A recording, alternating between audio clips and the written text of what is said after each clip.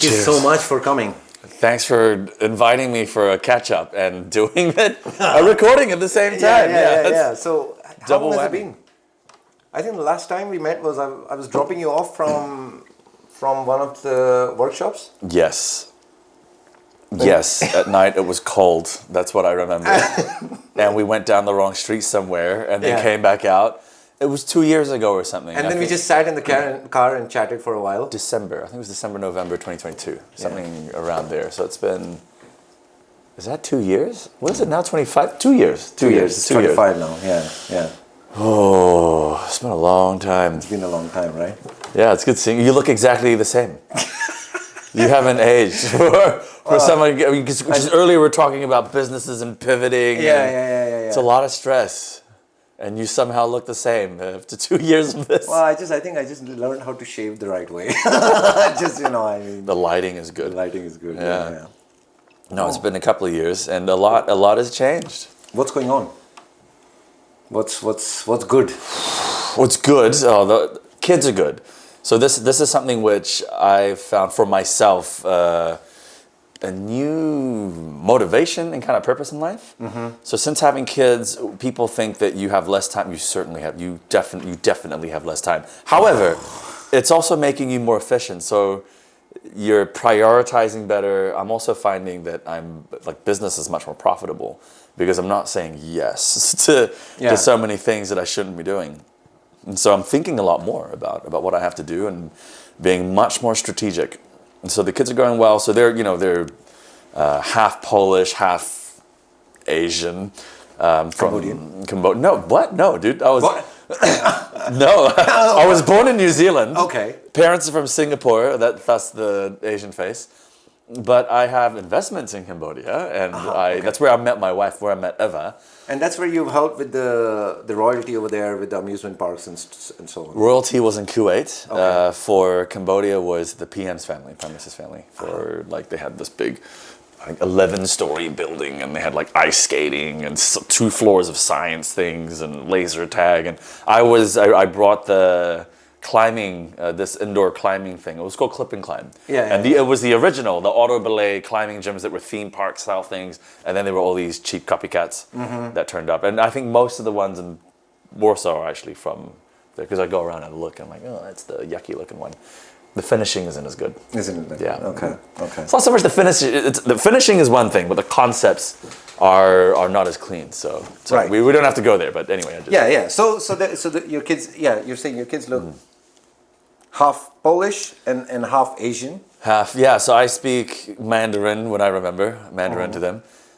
I speak English with my wife, and she speaks Polish to them. Right. And so they've been mainly back on Polish and English. So when they were born here, and then they spoke Polish. Then we moved to New Zealand after you dropped me off. I went to New Zealand, went back to New Zealand, and it took them 2 months to flip completely to English and almost forget most of their Polish. Right. And when they arrived, they flipped back, and I went back to New Zealand mid last year, to sort of settle things and then come back, and they couldn't speak English again. They were really stuck.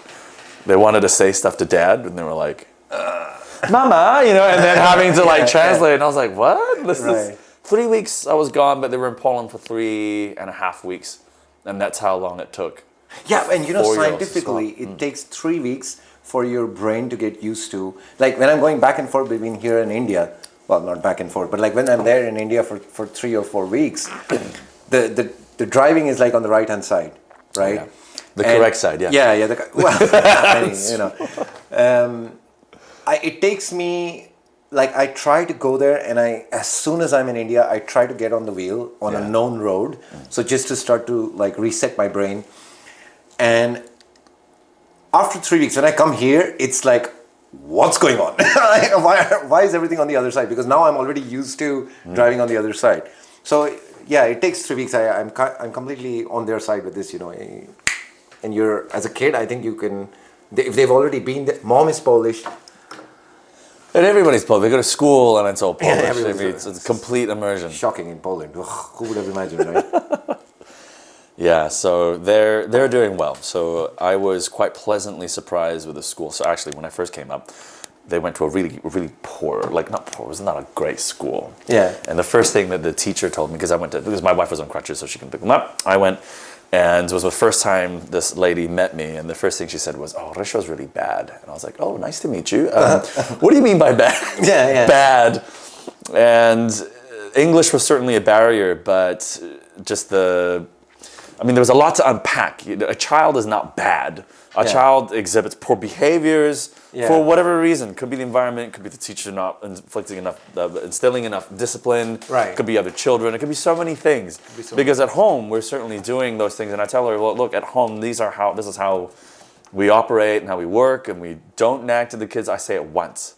And then things get done. If not, there's consequences, but there's also incentives to make sure that they do the things.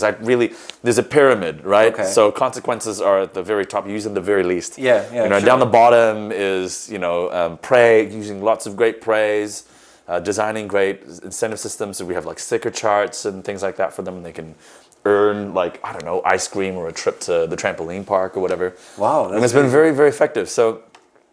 But over there, suddenly it's a mess. So it's one teacher, 25 kids. Right. Half of these are boys who are running around the class, and there were so many complaints, and he didn't want to do any of the work. I noticed his behavior had drastically changed at home, and I was not having a bar of it. And so it took 3 weeks to work with her and say, okay, which of these behaviors, let's tackle these one at a time. Right.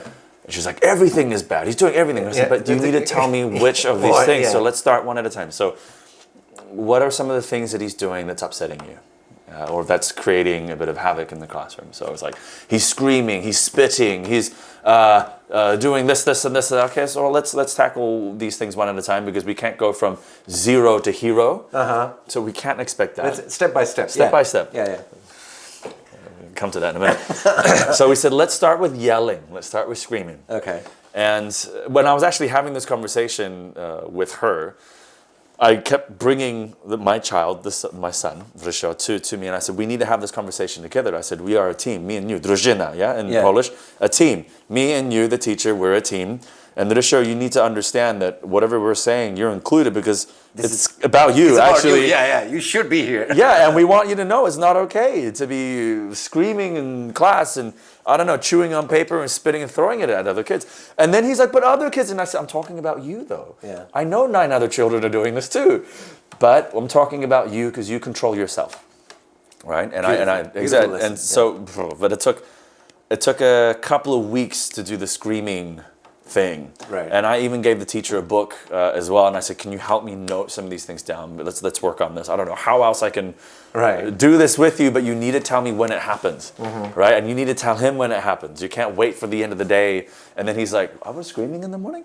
It's like, he won't remember. He's a 4-year-old, he's not going to remember all these things. So that drastically changed, because I immediately started looking for other schools. So 3 weeks later, we changed to another one. In Sadiba, and it was night and day. So she was complaining that he wasn't doing worksheets in the old school, and then the first day he comes home and he's tracing letters. And I was going, wow. He came home, he was doing this at school, he was doing it at home, and I was like, this is the power of having a great environment around you. It's Darwinism, right? You either adapt to the environment or you die. Right. Or in our instances, you change the environment. Right. And so because we change the environment, kind of like you're the average of the 5 people that you're around the most. Oh, yes. Same thing. Yes. Move the kid. The parents were very drastically different. The kids were drastically different. The teachers spoke with more authority, and the kids are like listening, and I'm like, phenomenal. Like, one thing that comes up is that there's a frustration that I get when I go online and I see pseudoscience. Right. You see really loud influences, especially on the right, far right, who say, oh, you're teaching education in school is bad because it teaches people to be sheep and followers. But that's a prerequisite for being a leader. You can't lead anybody if you can't follow instructions and rules. So you do need to teach this. But if you're afraid of your children becoming sheep, that means you need to talk to your child a bit more about how they're absorbing information and where they're getting it from. That actually means talking to your child about difficult, complex concepts. Correct. That's how you teach people not to be sheep, not to listen and not to go to school. Yeah. opposite thing of what you thing, should be yeah, doing, and they're sure, actually different things. Sure. You're creating an anarchist by doing that. Yes, yeah. And that's that's not breeding the right future generation for sure. We're seeing this, and this is my biggest worry about kids. Coming back to what was good, just your original question. So that school thing is good. What I love about Warsaw is that it is very family friendly. It is. I've got twins, so they're like the fenced off playgrounds, and when they were really, really little, they would go like in opposite directions. And there would always be some babcha or somebody who would just like I'm here, and then because I caught him flying to the ground, and then oh god, where's the other one? And somebody's like, oh, he's over there. Like would always be kind of watching, and it's been really, really nice to have a much more communal vibe to the whole thing, right? And children, especially children. Yeah, I think Poles like children. Like, and I think about what you're saying about the whole scheduling thing when you have kids around. It really is true. And in general, I think women are very good at managing their schedule because they have to. They're more organized because they have to. Because if they're not, the kid is going to. I mean, they. Yeah. Okay, we're in 2025. Responsibilities are shared, and that's all true. But still, when the child is hungry, he is more closely attached towards the mother or to the mother. So, I used to work with. I used to have Polish employees, and my overwhelming experience is that if you have a lady who's working with you in your team, she's in general more conscientious, more competent, more organized than the guys. The guys are, I mean, I don't need another me in my company. I was just like, I'm done. Really, there was this moment I was like, I'm done with men because because they lie, they're lazy, they're not organized. They say they did something when they didn't.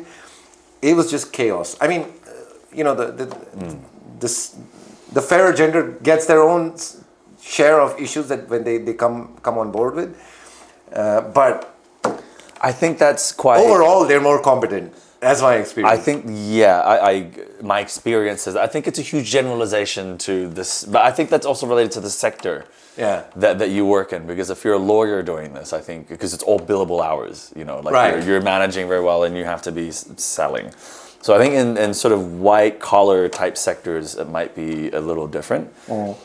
But I am seeing more and more women exhibiting ADHD type behaviors and not managing schedules, even if they have children or things.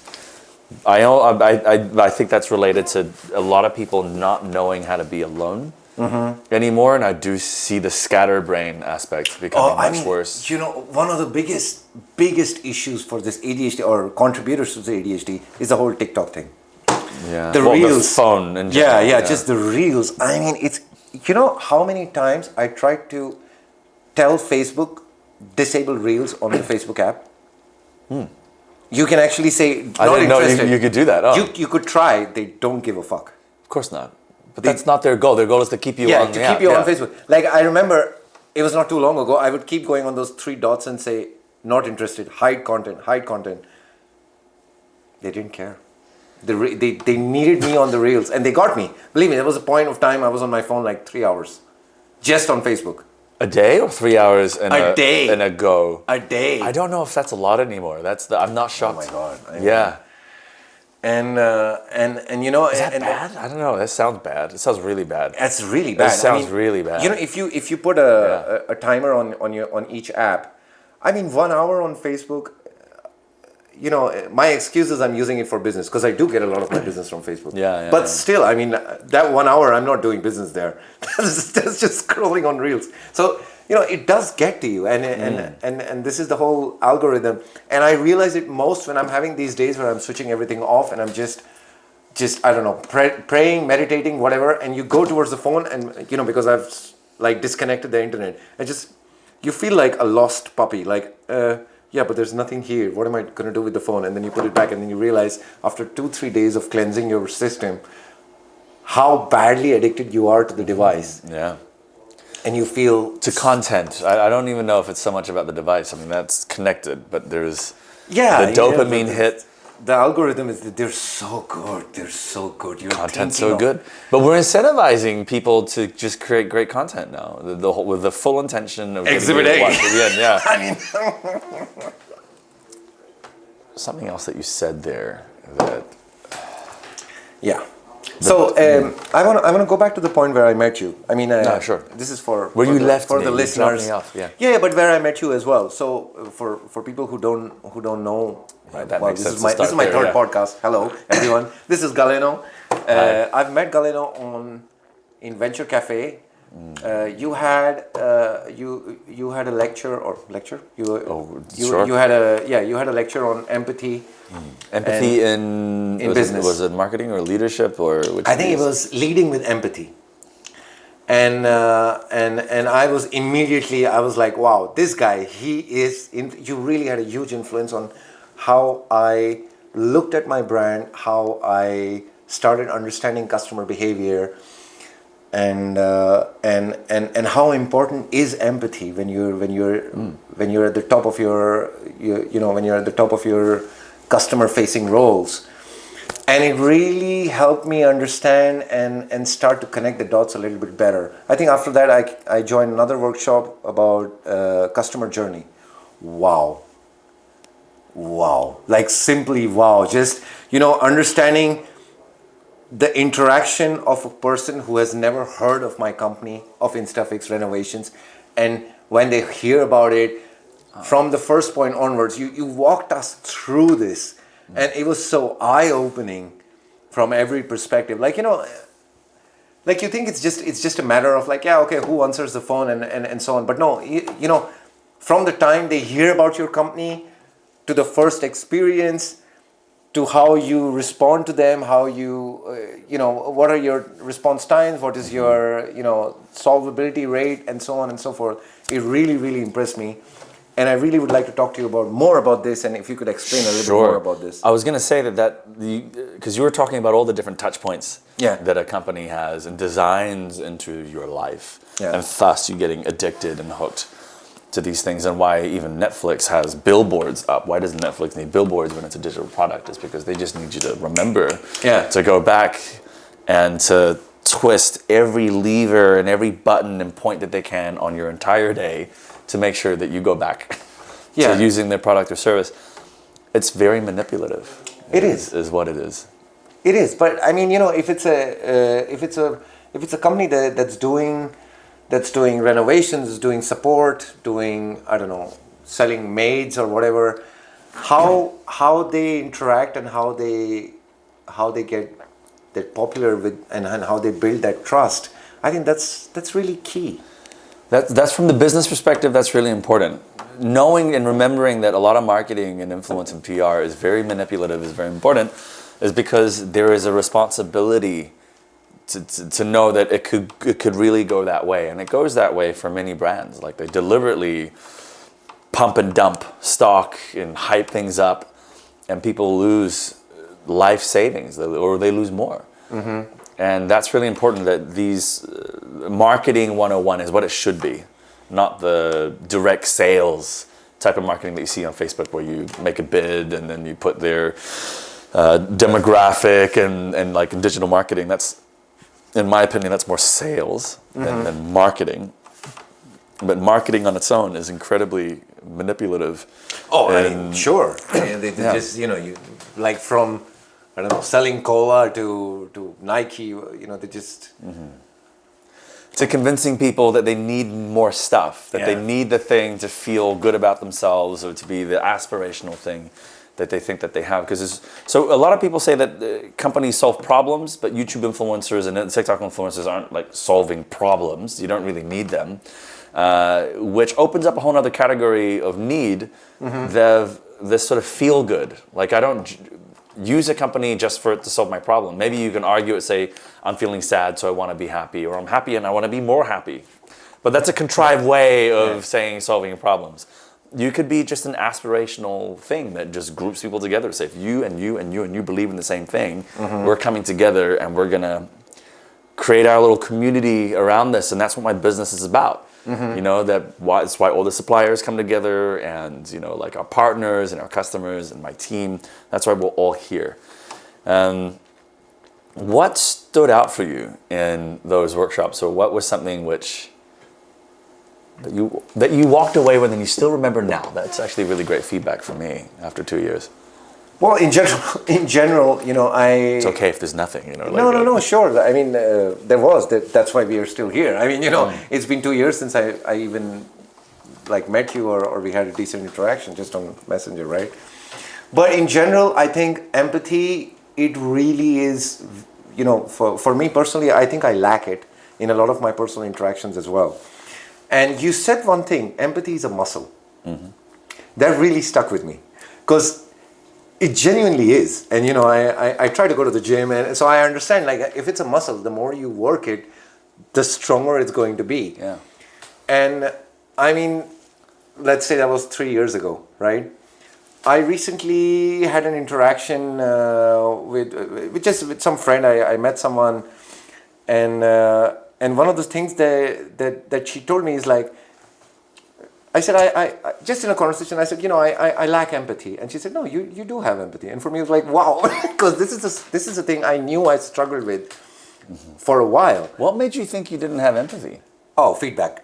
Generally, people say, you suck. You suck, you don't have empathy. And they were right. I mean, you know, it's something growing up, you see it and you just kind of blindly emulate it in your life. But after that workshop that you mentioned, empathy is a muscle, I thought about it and I started to practice it like on an everyday basis. You know, someone is extremely rude to you in Bidronka. Yeah, and you know it, you're in the right. They're coming and telling you something like, hey, you, just whatever, they're just rude to you. My instant reaction is like, okay, I'm going to be empathic to this person. She's maybe 60 something. This is not her age to work here. Yeah. She's doing this to support herself, probably on minimum wage, probably has to use, I don't know. There's a misunderstanding there. Those are two different things. Your intention is not to fight with her. That's your values. So that's your, I don't know whether you're valuing, it could be harmony, it could be peace, it could be a valuing of growing your capacity. That's different to empathy. You used empathy where when you said she's 60, she's, you know, she could be tired or whatever. Yeah. Because empathy is just a tool. It's a visibility tool. It's a muscle, but like your arms and these are just tool. It's a tool. You can train it, you can grow it. But empathy is, let me give you an example. Okay. Would you say Steve Jobs was very empathetic, or Elon? No, not at all. Most people say that historically they're complete assholes to their teams. Sure. They are empaths in many ways, because it's not, some of the world's most successful people that are incredibly aggressive are empaths because they use what we would call tactile empathy. You put yourself in the shoes of others and you're choosing to believe what they're saying if they think they're telling you that your product sucks. And you're like, okay, instead of, I used it and I did it. Well, that's not empathy because you chose not to believe it. You didn't pick up any of the information. You just closed yourself off. That's not empathy, right? You must have that curiosity and believe them. That's the first misconception around empathy. The second part is that empathy is a nice thing. And there's a whole wave of research of people that say that you cannot be a serial killer and have empathy. I disagree with that. Because some of these serial killers feed off being in the shoes of these victims, stalking them, following them, knowing when and where in the day they're feeling a certain way and when they're going to get them. If they didn't have this as a tool... They enjoy the rush of that. Yeah, and they couldn't do it. They couldn't do it. They could, and I think they just take joy from this. But that's, unfortunately, that's empathy because... You are taking that information, you're choosing to believe what it is that they're, expressing on their face. They seem happy, or they've spoken to them before and they seem happy, and you believe them. Okay, that's where I'm going to get you. This is such a morbid topic. No, it's a good one. It's a good one. It's an important one because it really is that way. Because, you know, for someone who doesn't have empathy, I read this somewhere. You do have empathy, dude. Yeah. Okay. Yeah, but... You just showed me before when you were angry and you're asking, just the fact that you could do that means that you have the potential to do so. But it's a muscle. You see, I've developed it from the point of starting to use it even in general interactions. So you have it. So now you have it, but Stop it's a muscle. saying you don't, because that dialogue doesn't serve you. That's a good. That's a good So point. just saying that as a friend. Saying that as a friend. What's your dialogue too? Yeah. I have developed empathy. That's a good way. Good. Yeah. Developed. So I've developed empathy over time, and it's, coming from the place where you don't care about how a person's day is, how their life is, to really applying it in everyday life and trying to understand as much as you can and not retaliate and make a person's day bad, is where I try to practice it on an everyday basis to make it stronger and stronger and stronger. That's compassion. That's you wanting. If you want to make somebody else's day good, like they're happy, you want them to be more happy. If they're suffering and you want to reduce their suffering, that's compassion. Okay. Empathy is just a tool that helps you use that to be able to do something about it. Right. Yeah, take a compliment. You helped me develop that. Yeah. No, but we're talking about the topic. Sure. So I just want to come back to. We can finish off the serial killer thing. No. So it's from my practice. They do have empathy, and they're just using it for malicious purposes. And you have to separate that empathy is a tool. Their values or their inner voice, those are different things. And you have to separate that, because if you don't separate that, you can't address it. You can't just be like the teacher, they're bad. Yeah. Well, what about it? I mean, come on. Like, people are much more nuanced than that. So let's come back to Elon and Steve Jobs. We're talking about Steve Jobs because he's the more famous guy for like blasting at employees and things. You have an ignorant democracy. That's why you had the US. That's why you had Trump. Clearly, I mean, they have a pseudo-democracy as well. You look at all the gerrymandering that they've got around the borderlines in the states and the voting and all that shit. Yeah. It's not real democracy, but if you want to call that real democracy, then clearly it doesn't work. I mean, there's so many argument. One of the things I like to say is, like, if you're in a party and if you want to order a pizza, right, you can't get 4 people to agree on what pizza. So you can if they're nice people. Wow. If they have the soft skills to like nice work people. it out. What's nice people, right? I mean, then we nice people who nice, normal. No, nice are people who think about others. That's what we would say. Who are agreeable, who say, you want that? You know what? It's okay for me, it's okay for you. Let's just get it. You want a banana? I want a banana. There's only one banana, let's cut it in half. Yeah. Disagreeable, not nice, is saying, I want the whole fucking thing. Yeah, but that's the thing. I mean, you can't bet on other people being nice.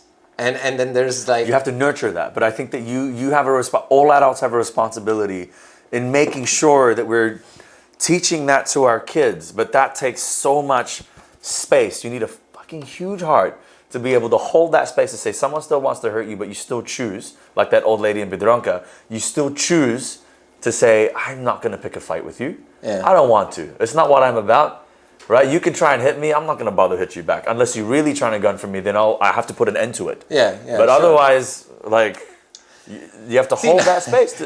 Niceness works. Niceness works if everyone is nice. But if not everyone is nice, you don't want your kid to be the only one that's nice, right? Do you? It depends. I think you can. I think that, like, I tell my kids, if people are being really, really nasty and mean to them, respond. You respond, but you have to have nuance. What did they do? Did they like pull your ear? What did you do? Did you stab them? Yeah. That's disproportionate. It has to be disproportionate. Completely disproportionate. You have to teach your kids nuance. You don't just say, fight back. And that's what parents say. They don't teach nuance enough to their children. They're just, you got to respond. You got to, I don't know. And then, I don't know, just that is like, that's not a discussion. Go nuts. You can't just go nuts. You can't just be like, you're blind to that situation. Yeah. Keep being blind and just let it be okay for you to be confused and act on that confusion. That is where shit hits the fan, right. and poor situations get worse. We can't have that. We should be teaching people and our children and our peers to do better. Because if we don't do that, we're going to get more people like Putin and more people voting for people like Putin and Trump. And that doesn't work. Well, I don't want that. Do you want that? Yeah. No, we don't. So we have a responsibility. That's ultimately where we actually end up on is, well, actually, it's still up to you and me. All the people, anybody watching this, that's up to you too. To decide, so just to come back to values and say, I'm choosing to be the person that will help get the world closer to what I want it to be. And that's ultimately where that is. And empathy is just that tool to come back. So before we went on that break, we were talking about Steve Jobs. Steve Jobs, yeah. And how he's really nasty to people. There's two points to this. Have you read his autobiography? No, I haven't. Okay, so go on. Go on. No, you interrupted, so go ahead. Sorry. No, that's me using empathy to anyway. And I'll use that later. Anyway, go on. But so he's described as an asshole because he is an asshole. But he kind of uses empathy as a tool of manipulation. Yeah.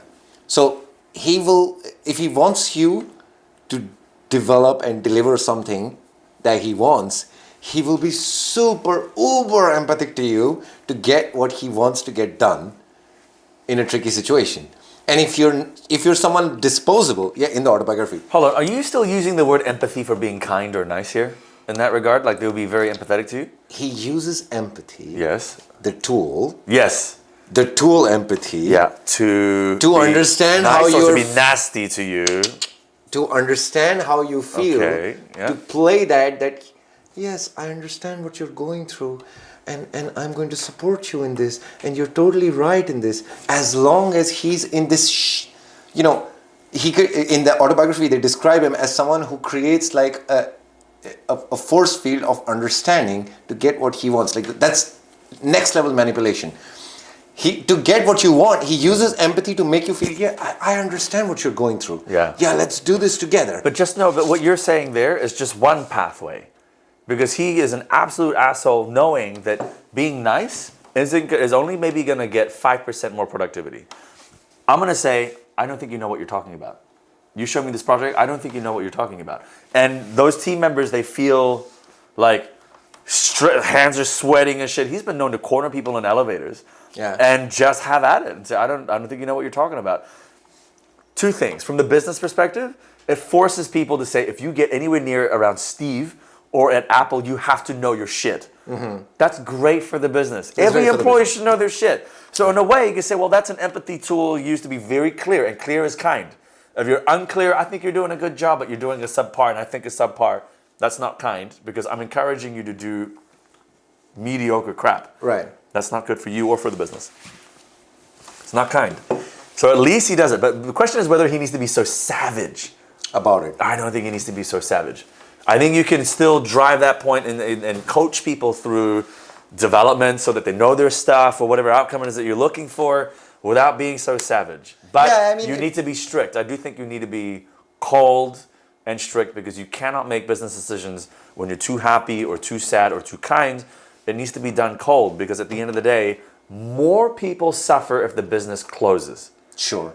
100%. All jobs are lost. 100%. Customers, whatever it is, they might have subscribed for a long time. For 5 years worth of stuff, you close after 2. Mm-hmm. Well, you've just effed over not just your team, but your customers as well and your investors. So I love Brene Brown on that for that matter. Be clear, Brene Brown. Who's that? She's like, you know how you think I'm the empathy guy? Mm-hmm. She's my empathy guy. Oh, really? She's my empathy guy. She's like, she does a lot of research, but she does research predominantly in shame and courage and leadership. She's got great stuff. I highly, highly recommend it. She's got talks on Netflix, on TED, on whatever. Her books are phenomenal. She's got a big team, and she's kind of funny too, which kind of really helps absorb the content. So that's what I wanted to say about the management perspective of empathy. Mm-hmm. Like you're on track on saying he uses empathy to understand you, but then what I was saying is that like the puppet master, some things are going to be very nice and sweet to you, right? And it changes in the body language, and all that kind of stuff. Yeah, sure. And then other points where it's just cold. Yeah, it's like I don't think you know. What was that? What was that? I think he's even thrown like a device in a presentation because it didn't work. Yeah, I know. But I think there's lots of CEOs who do this. We just hear about it and we glorify him because he's so famous. So that's one. The other thing is from the product development perspective. So let's talk about it from the founder perspective and you're building your product. Yeah. So you put yourself in the shoes of your customers so that you can feel them, and then you observe them. So let's say you're an architect and you're building a school and you're like, I'm going to try and get people to go more over here, and then you see them in action and you're going, fuck, they're going right and not left. Right. But I did all this stuff. Why is that? But I even, like, let's say I was building a school, I even got down on my knees at the height of a child and I did all this stuff. and they're still not doing what I did. But I did the empathy thing. I literally put myself in their shoes. But you are never going to be your customer. You're never going to be anybody else, even if they're your siblings. Right. You might be older and younger. By default, they were never the oldest, and by default, you were maybe never the youngest. So you will never, and one will have never had an older brother, or one would have never had a younger brother before. So you'll never experience things ever the same way, even if you're in the same family, even if you're twins. And I have twins, and they experience life actually quite differently because the personalities are different. So already that's a bit of a shift. But So, wait, yeah. I will interrupt you there. Can you see human emotions are, you know, when you feel the emotion of sadness, of anger, of frustration, whatever, tiredness, it's a result of something, right? So you know how that emotion feels. You know how that You don't know the feels. degree of that. Like, you don't know the degree of, like, I don't know, stubbing your toe versus losing a sibling, And right? you don't know what thoughts come up. That's the other thing. Yeah, but like you can still intellectually empathize. Cognitive empathy. That's where I think about what you're feeling. So there's cognitive Oh, empathy. I just learned a new type of empathy. No worries. I'm pretty sure I talked about this in my Cognitive workshop. empathy? No, you didn't. I would Totally. remember. I always define these in the Western perspective, and then I there's might the have other missed stuff that in one. Buddhism. But anyways, yeah, go on. It's cool. No, I'm just giving you shit. Yeah. So like, then there's I'm totally hitting a mental blank. Cognitive empathy. No, but I want to finish my point. Sorry, yeah, This is the thing. So you still need to close that empathy gap and talk to them and say, hey, I noticed that you went right and not left, like what I thought you were going to do. Why is that? Or what came up for you? What did you feel when you were walking on the way? Was it here that you were like already influenced to go this way? Right? So you have to adopt a full curiosity type of moment, which is why founders that exhibit such a degree of curiosity win, is because they're using that journey map and they're like getting even deeper and going, oh, no one else in the market is doing it this way because they're not as curious as I am. They didn't dive in and do all that nitty-gritty work to create an experience that really delights and makes the hearts of your customers sing. Right? And so that only happens when you do all the little things. Steve Jobs was famous for doing that. You know, so he brought Bob Iger, who was the CEO of Disney at the time. He's back as CEO again. And there was a famous interview with Bob saying that Steve brought him into the office and he's like, come, I need to show you something. And then he takes him out to the back and there's the product and it was like one of the first iPhones or something. And he was talking about how the power cord clips, you have an iPhone? I used to. Yeah. You used to, yeah. But, or even on a Mac, it just magnetically clips in a way that's so perfect. None of the other brands have this. Right. You go to Dell or whatever, it's a stupid plastic thing that goes in and it's rubber and or the stupid USB and you gotta keep flipping it. But with Apple's products, it's the little things that makes it feel so much more premium.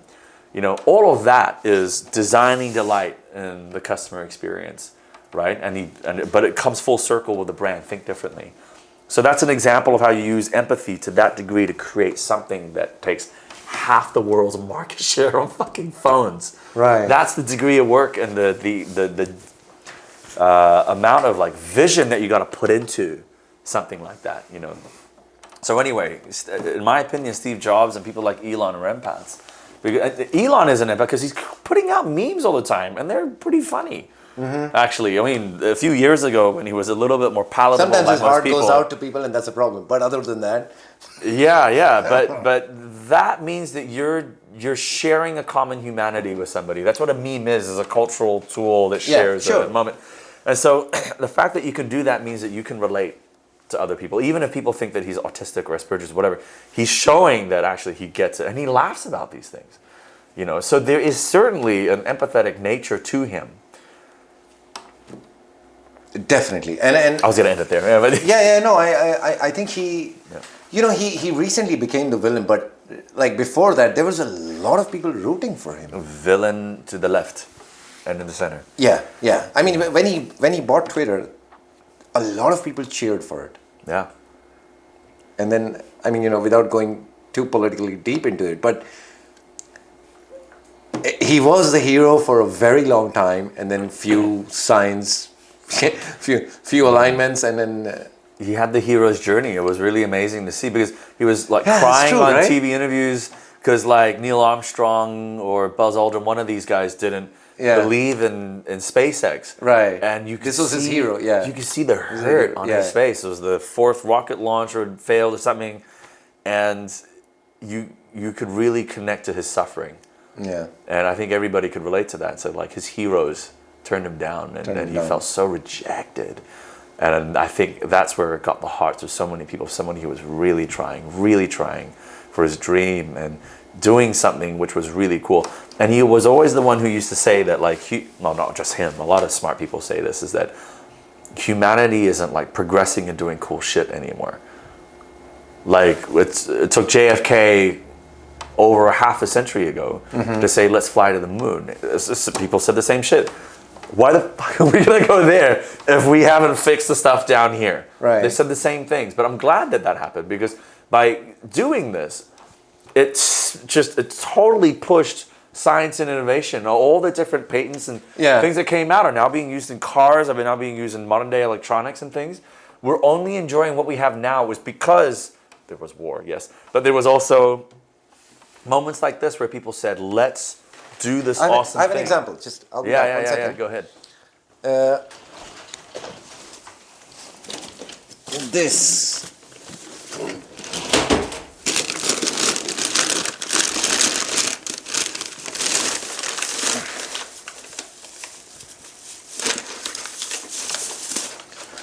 This apparently, it's still charged. It's actually because of the space age.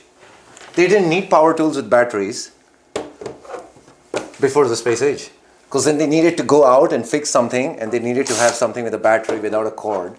And that's how they got this. So they invented this? Yeah. For like the space station? Yeah. Wow. That's how power tools with batteries started. Can you imagine? I did not. I think I knew that, but I've forgotten. But that's really cool, though.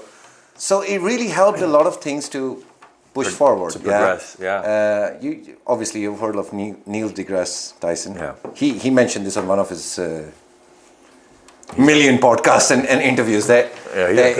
He has crazy stories. And a lot of people give him a lot of flack for just repeating and parroting facts. But, he's getting the science to the people. I didn't know this till I heard Neil deGrasse Tyson say it. Do you remember when?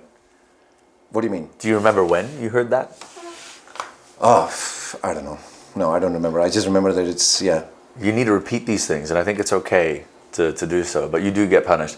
He gets punished a lot because I think the bigger you get, but you're a bigger target. Yeah, you become a much bigger target, but you're also, like for him, he does these interviews again, he gets asked the same questions, because someone will say, I saw this interview, and then he's a showman. He's a showman. He's very much a showman, but he's good at it. He's good at it. I had one of his books in my hands one day, and I thought that his tweets were very well written. Yeah. And they were actually very interesting. His book was actually very interesting. But I do think that there was something, what was it? Was it that he was money hungry or something? There was something that happened where it sort of flipped and people said, we don't like him because he's a bit of a dick or he's really quite greedy or something. Mm-hmm. But on camera, ultimately for me, I do think that he's more positive. Net positive. Than like, I don't know, Andrew Tate or something. Who are spewing angry, let's not even even go on Tate. But yeah, so I haven't seen his content. I just hear about it, and actually, I'm gonna make a point to go and watch some of the stuff because I think it's important to know. I hate to say it, and that too on video, but some of it actually makes sense. It has to make sense, or else people wouldn't follow him. Wouldn't follow him, and same with like Jordan Peterson. Like Jordan Peterson, I think before he went all anti-left, he was quite good, and then he just kind of got too political. That's what when you represent something, some idea of your own, you're good. But then when you start to represent opposition to something, it starts to look a little bit messy. I know, but I think a few years ago he cracked, and since then his content's been more angry. And also he kind of became a target. Again, he became a target. He became a huge target for. Yeah, I felt very sorry for him because there are so many stories. Because I used to watch his stuff to understand where the hate was coming from. Yeah. But I thought that again, some of the stuff that he was saying was common sense, and he digressed further into those areas. I thought there's nothing wrong with what he's saying, and a lot of this stuff, not all of this stuff. I also think his delivery is quite aggressive. it comes off as almost condescending, and I think this is what people don't like, is the feeling of him, not necessarily what he's saying. He's too intense. He's so intense. But I think he's gone again. It's gotten worse successively over the years, the months, as he became a target, as he was called, I guess, a Nazi as well. But you don't blame him for that. I mean, when you are constantly being, yeah. I mean, we're social creatures, and if all you're doing is being bombarded by hate of people who don't know you, who didn't understand your suffering. I think that would make you a very bitter person. Yeah, but can I just say one thing? It's just about him that I didn't finish before. Like there are so many comments. And this is prior to it being big. So many comments of people saying like, and they got thousands and thousands of likes. So like he's saying, they reached out to Jordan. Jordan didn't know who they were, and he would spend 30 minutes to an hour on the phone with a complete stranger, just talking them through things, because that was his profession. He was a psychologist or something, but didn't charge. He just did it because it was the right thing to do. And it was these sort of stories that I think really built a very loyal following for him. But my assessment of those comments were that they were genuine.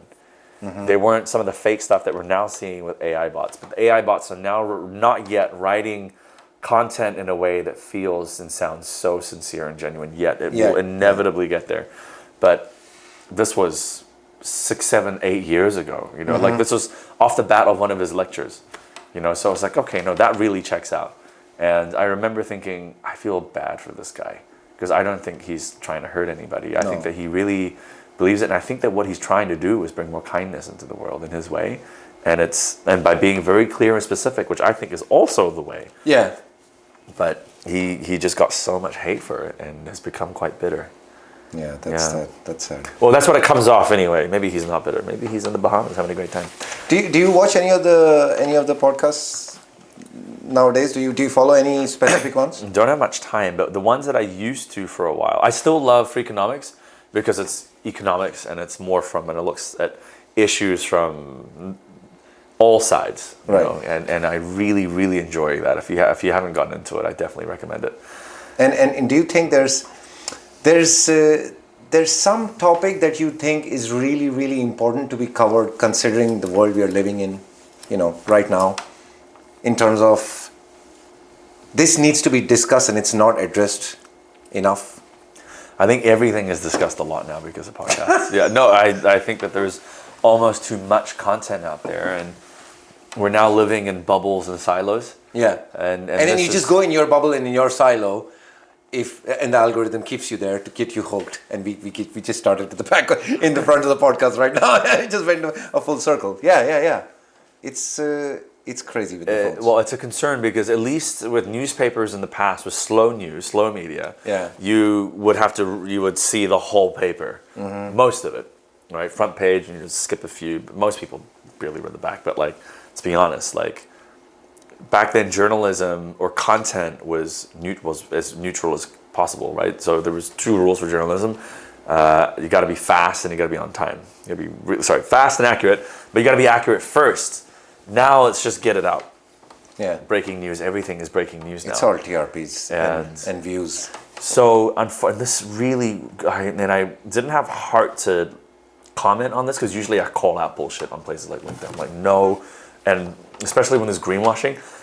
With the recent earthquake in Myanmar and Thailand, I started, and this really hurts, I started seeing AI-generated videos of the earthquake in Myanmar, and I was looking at this drone shot, and I was thinking, this is an AI-generated video because the little figures aren't moving down there, but the way that it's moving in the smoke, but things are, I was like, there's little things that you can tell but had 1 million views and all these people commenting, and I was thinking, that's not truthful. So on one hand, yes, okay, let's say you're bringing awareness to the issue, but you're lying about what they're seeing. You're lying about the gravity. It's a misrepresentation, complete misrepresentation, and that's not okay because we cannot be living with bullshit and lies, because how do you make other decisions around this? How do you cohesively function as a society on untruths? And people will say, hey, most things are untrue. There's all these conspiracies that are turning out to be true. Sure. I mean, the however, truth, but yeah. you can't not agree on certain facts. As a society, we have to have We have common, to have some common ground. Some common ground, right? And common ground is ground, and ground is stable and foundational. Right. But if you start shaking up the ground by saying half of the shit is lies, man, people freak out. They feel fear. When they feel fear, what do? Hold that thought. And there's another half that says half of that shit is lies. Do you? Yeah. You know That's what I'm where we saying? are now. Yeah. The truth is completely lost. There's no objective number about how many people actually died in the Ukraine-Russia conflict. Yeah. And for me, it's the first time in a war there's no numbers. Gaza, they're giving you numbers. Israel is giving you numbers. Gulf Wars, there were numbers. Even if there's a train accident, even there's a stabbing or driving of a truck in a Christmas market in Munich, wherever, there's always numbers. But this is the one war they just don't tell you who's winning, who's losing, what are the numbers. Yeah. You're not allowed to talk about it. You know what the issue with? I mean, we know why they're doing this, but I just want to come back to the common ground thing. That if you're saying that's all lies, this is all lies, you're wrong. I don't know, you're wrong, and you have no foundation, it robs you of your present. Yeah. And we are already And history. And history for that matter. Yeah, but we're already telling people that, especially in coaching or in therapy, to come back to the presence. So if you're feeling anxious, overwhelmed, it's like, okay, what do you see in front of you? Name 5 things. What can you hear? 5 things. What can you sense? What 5 things? What can you, just to bring you back to the present. But when you're robbing people of the presence by saying, but are those 5 things really 5 things? Or are they like things? Like, what are you looking at? Is that the truth? You're just taking the grounds away from people, and all they're doing is living in fear. And they live in fear, they make horribly irrational decisions. They don't parent well, they don't work well, they don't make friends well, they don't become good citizens, they don't vote well. You're not stable. You are not you when you're in a place of tension. You are really you when you're relaxed.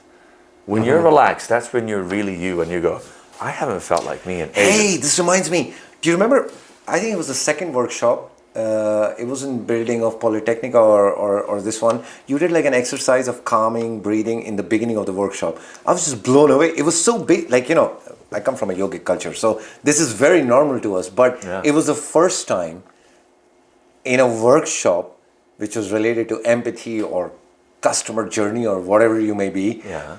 You did a workshop about calm your... Can we do this? Really, can we do this now? We can. I do that for all of my, like, at the beginning of every session. Yeah. Which one was it? I go do a calming one. It's like the relax your shoulders. You went like step by step, right? Let's do this. Let's do this. We're gonna do 3 breaths, and you're gonna breathe in through your nose and out through your nose. We'll do nose breathing today. And on the breath in, just visualize energy coming into your body and into your belly. Okay. You can do this too. So, on the first breath in, you're breathing into the energy. We're not doing it yet. And on the breath out, the first breath out, you're going to relax your face. You don't need that tension. Okay. Okay, second one, you're going to relax your neck and your shoulders. And then the next one, you're going to relax your back and your core. Okay. Okay, you ready? Yeah. And 3, 2, 1, breathing in. 2, 3, and let go. 2, 3, just relax your muscles and your face. Very good. And 3, 2, 1, breathing in. 2, 3, and let go. Let go of your shoulders. Let go of your neck. You don't need that tension. Very good. And one more, breathing in. 2, 3, and let go. This is your lower back. Just relax any tension that you have there. How do you feel? Refreshed. Better? Yeah. More present. I feel it too. Our tone has slowed down a little more. It really helps. So just a little bit more. I was supposed to start doing podcasts like almost 3 years ago. Yeah. With this incredible friend of mine, Ravi. He's a stand-up guy. Yeah. He's been doing stand-up. I know him from improv theater. You do improv? I used to do. Like 10 years ago, I used to be on stage. But they used to do it on Sunday, and then I like to be professional on Monday, so I stopped going. And then slowly Ravi diversified into stand-up. And I really wanted to do a podcast with him. And that's when I bought a mic and everything, but we never got around to it because we didn't have anyone to edit the video or the audio. Yeah. But the idea still lived. That was 3 years. Then 2 years ago, I bought the equipment, like the lights and stuff. and then thought about it for a while. And then about I think in December I went on like a whole meditation prayer break. I just went offline. When was this? From 24th December to 2nd of January. Oh, like a few months ago. Yeah. Oh, okay. Yeah, and I just, I like in this time, I just go completely off social media, like complete communication, people detox. What in that made you want to do the podcast finally? Because it was something that I always wanted to do. I always thought it was a very good way of creating valuable content instead of doing, TikTok dances. Doesn't talk about the commitment, because you were committed before, you bought the stuff before, but what changed in this just moment? to take action, to actually go and do it. And you had mental clarity, was that was? Yeah, okay. You could say that, yeah. So, in these days when you switch off the phone and you're not interacting with anyone, you just kind of are left with just your mantra, your prayers, and what you want to do. And one of the things I did want to do was start a podcast. And then I started one. I got from 0 to 1, which was not the best, but there's a Wait, podcast. 0 to 1 listener or 0 to 1 0 to 1 episode? podcast. Yeah, 0 to 1 episode. Oh, good. But that's a great start. Yeah, that's a great start because 0 to 1. The start. Yeah. From 0 to 1, it's like you 100% increased. And then I approached a few people. There was a lot of interest that people wanted to do it with me, but then it kept getting delayed, and I felt I can still just do this on my own. It's not cheap to do a podcast because the production and everything costs money. Yeah. But I can still do this, and I have a lot of passion and interest in doing it. So I want to get to 100 podcasts by the end of the year. It's an ambitious goal, but this is my second podcast today. So yeah, wow. And we're gonna have the third one. At this point, 2.5 or almost 3 a week to get there. Yeah. So so first was Soren, the one, the piano composer. Yeah. He was a piano composer. Yeah. He's great. He's a great musician, and he created this online. He created this music house concert community of expats, of locals. Second is you, Empathy King, in my opinion. Sweet. Yeah. Big influence on how I treat customers, how my brand has progressed. And third is Ravi, who is here with us and going to be up next. That's why we're hyped, by the way. We were really calm. Yes. And then he came in, and then Ravi came in. Yeah. And Ravi's in the building. And just to give you an idea how difficult it is, I've been planning this for about 1.5 weeks to have this 3 podcasts together. Okay. And I was talking continuously to one of the guys the technical guy who was going to help me with the video and the sound and everything. And he called me yesterday and he pulled out. He said, I'm sick. I can't come. Oh, no. So we have Sudhanshu over here. He stepped up. I told him, listen, save my soul. Because I have like 3 back-to-back podcasts lined up. I have guests lined up. Everything is okay. I just don't have any equipment. So he stepped up. Thank you very much, sir, for helping.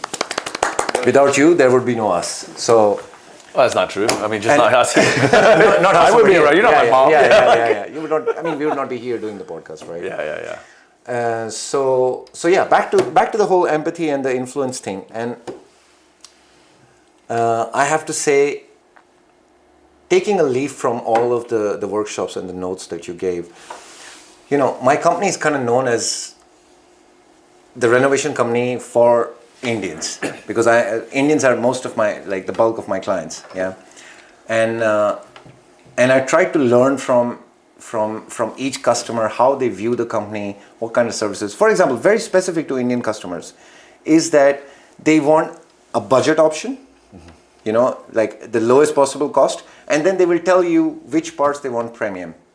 Like they want to focus on the washroom, or they want to focus on the kitchen, or there are customers who go super economic, or there are customers who go, no, I want everything to be done perfectly.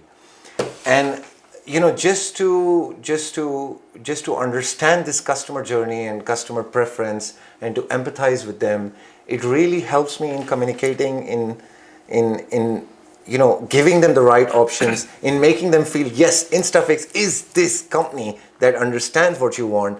That one of the biggest things, really one of the biggest things that contributed to the success of my company is that I'm available beyond 5 p.m. Mm-hmm.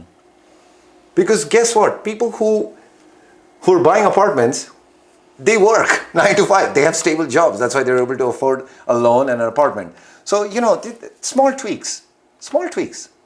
How does that make them feel that you're available after 5?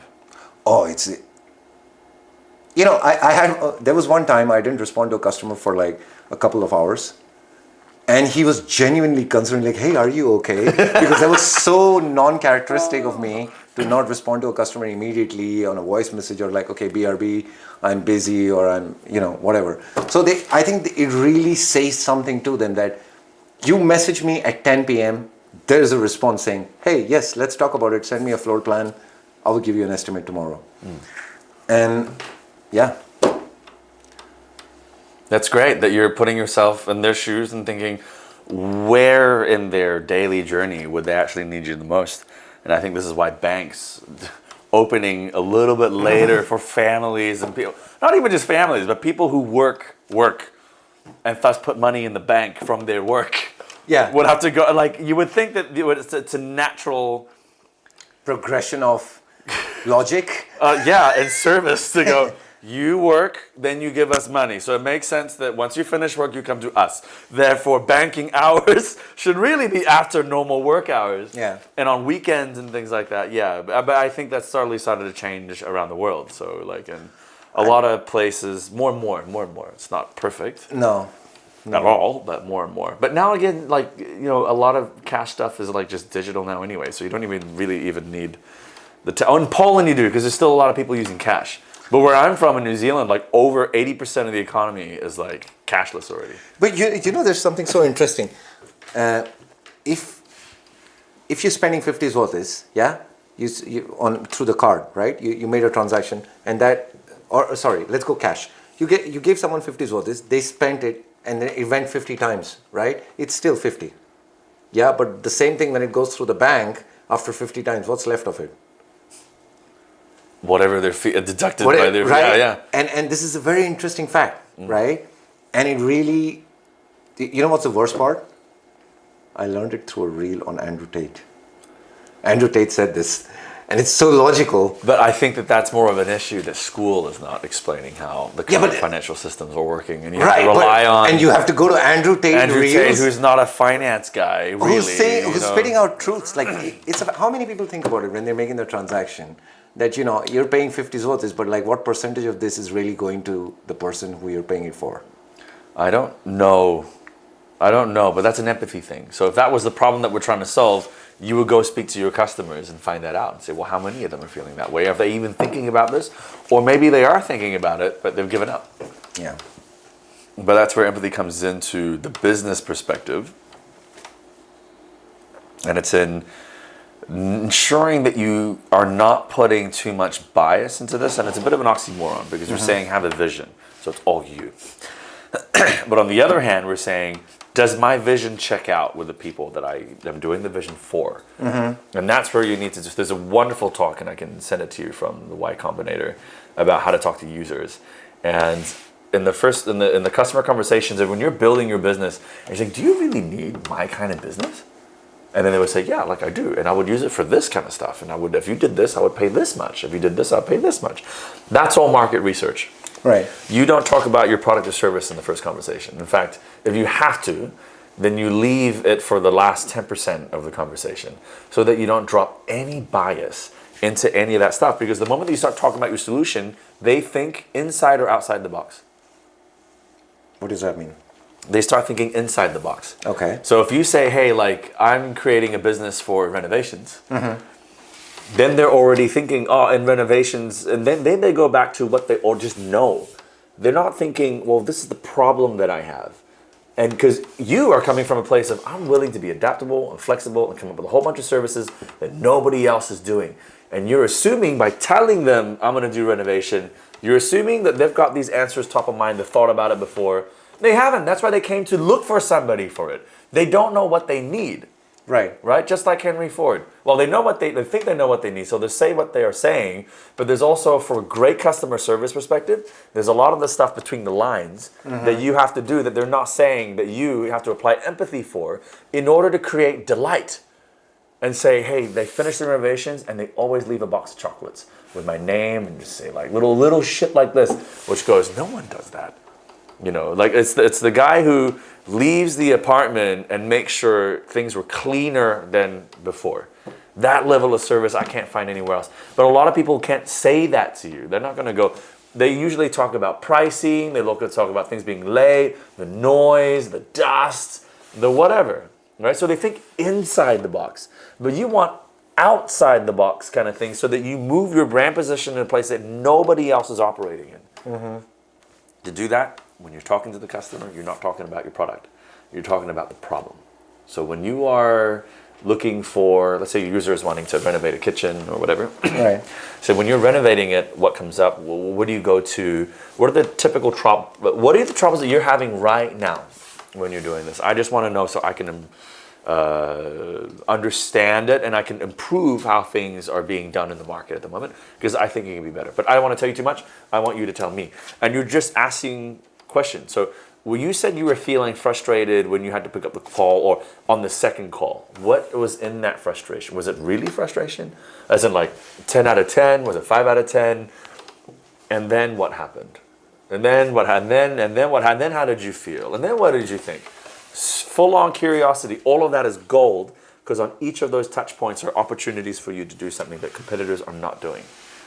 Oh man, I have to, I'm smiling because there's so many horror stories. And the funny part is, if you talk to any Polish person, any Pole, yeah, and you talk to them on the subject of renovation, they'll be like, oh my God, this is a nightmare. Yeah. Right? That's for Poles who speak the language, who do many of the things themselves. You can just imagine how it is for foreigners. It's nightmare times, 29, yeah? And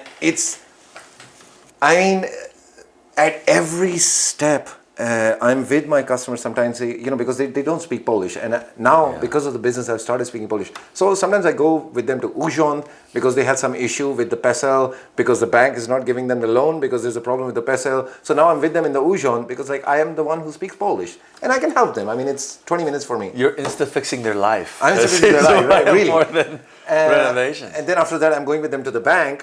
Yeah, oh wow. Because, the bank people, everything is in Polish. They're applying for a loan of like 800,000 zlotys. There's no courtesy of someone who's speaking in English to someone who's borrowing 800,000 from you. This guy has a stable job. He's making 15,000, 20,000 zlotys per month. Husband and wife, all working in corporate, yeah? And they applied for a loan. But there's no English anywhere. And he doesn't know why his 40,000, the next part of money, the next installment, why did it get disapproved? He doesn't know. My money depends on that money. So, now I'm sitting with him in the bank saying, hey, I'm going to help you through this. And there's the receptionist at the bank is like, yeah, okay, there was one error here. If everything will be fine, you will get your money tomorrow. And the guy is ready to go. I'm like, whoa, wait. What do you mean, if everything will be fine? We're here. I'm at work. He's at work. Can you just call the loan coordinator? Because we want to get this sorted today. We're not coming here tomorrow. And then she just because I'm speaking in Polish, yeah? She just goes like, okay, yeah, all right. So wait 10 minutes. I'm like, yeah, my parking's for 45 minutes. I'm here till this person doesn't come because we're going to get this done today. And this is... It sounds like you're going over and above for them. Yeah, there's no... So I think at some point you mentioned during our talk, like, do you feel like you're filling a space in the market? There's literally no company that's able to provide this level of service. They call me once they sign contracts with other companies saying, oh my God, it's a nightmare. The space, the renovation space, it's so crazy for locals. So it's insane for foreigners. Is much It's just, harder. it's just insane. And you know, they take. So how's business for you now that you're doing this? It's really good. Yeah. It's really good. And one very big change in that was I used to always have a Polish employee who was like the coordinator, talking talking to the workers, to the actual guys, to the technicians, the specialists, and talking to the customers, making sure she understands, or mostly she understands what needs to be done, and then relating that to the technician. And this person was my biggest bottleneck. Because they treat it as a 9 to 5. They don't understand the Indian customer. They don't understand, people who have work, who have jobs, who have loans. They work 9 to 5, so they're not going to be able to talk 9 to 5.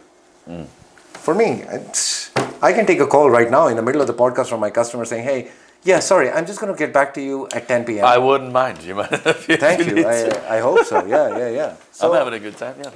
So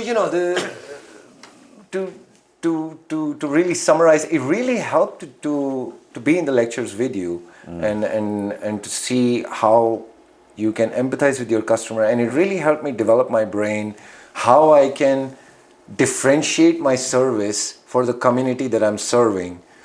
It could be as small as the jet, in the Middle Eastern countries, to clean The bidet. The bidet, bidet shower, call it over here, bidet shower. It's so specific, and it's something I know without my customer tells me. If it's an Indian customer, they're looking for it. So subtle things like that. Asian customer. Yeah, Asian customer. Asian customer. Straight up. But all of Asia is. Sure. We live on bidet, yeah. So those are the kind of things that really, I would say, are really a big takeaway from knowing you and from empathizing with customers. Man, we touched the surface on this today. Yeah. Yeah. Well, I'll be doing a few more of these conversations. Well, I mean, these talks now that I'm back. I really hope so. Well, next Thursday I will be. Oh, okay. You mean in CIC? Yeah, CIC. So it'll be speaking with empathy. Okay. So next Thursday? More of a public speaking one, yeah. All right. Yeah, come. All come. Yeah. To everyone who's watching this. It's probably already too late by the time it comes out. Connect with Galeno. His profile will be in the comments. Follow him on LinkedIn, and definitely attend his. There's an accelerator which is completely free. I just finished it. It's launching out on Monday. I was going to say his shows. It's not your show. Yeah? It's not a show. It's not a show. But I might have to pop show up. Is Ravi later on. Yeah. Yeah, but there's this idea that you can make money without screwing up the planet or communities while you do it, and so. Oh, you mean sustainability? Sustainability. So I put out like 19 videos with all these tools and quizzes and things to help you learn. It's free. I mean, it was partially funded by the Christchurch City Council, but. Partially. Anyway, and so it's out on Monday, so you can learn and talk about some of the things that are good for business. So these are some of the frameworks. I didn't talk about any of the frameworks today. No. Yeah. Anyway, but frameworks that I could have talked about are there on Monday, but they're the best sort of first principles for business that I've used, and I've coached like 150 startups that were Google.org funded, like AI impact startups. I was a coach for the New Zealand government last year for Galeno Innovation and the Ministry of Awesome for startups all across New Zealand, for the UNDP in Cambodia. So like all those, and that's just the last year into this course, and it happens to be helping you operate a more sustainable business as well, because the more efficiently you run your business, the more efficiently you make money. That's a fact. We don't think about that enough, but that's a fact. Definitely. At the same time, the more efficiently you run your business, the less resources that you use, because it's costs. So the less energy, natural resources, the less waste, the less emissions. So it makes sense for consultants or whatever to ensure that you're more efficient, because that's what they do, right? They map out your entire business value chain from design, step one, to delivery or whatever.